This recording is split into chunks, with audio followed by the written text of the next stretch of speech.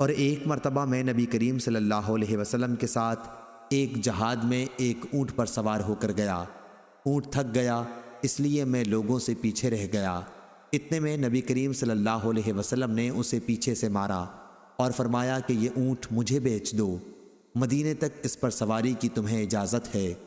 پھر جب ہم مدینے سے قریب ہوئے تو میں نے نبی کریم صلی اللہ علیہ وسلم سے اجازت چاہی۔ عرض کیا کہ یا رسول اللہ صلی اللہ علیہ وسلم، میں نے ابھی نئی شادی کی ہے۔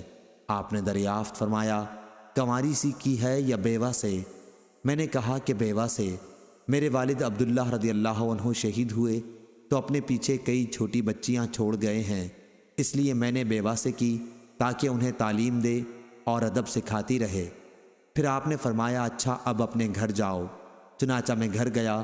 میں نے جب اپنے ماموں سے اونٹ بیچنے کا ذکر کیا تو انہوں نے مجھے ملامت کی، اس لیے میں نے ان سے اونٹ کے تھک جانے اور نبی کریم صلی اللہ علیہ وسلم کے واقعے کا بھی ذکر کیا اور آپ کے اونٹ کو مارنے کا بھی۔ جب نبی کریم صلی اللہ علیہ وسلم مدینے پہنچے تو میں بھی صبح کے وقت اونٹ لے کر آپ کی خدمت میں حاضر ہوا۔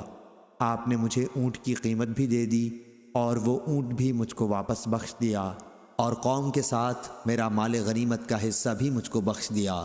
صحیح بخاری حدیث نمبر 2406۔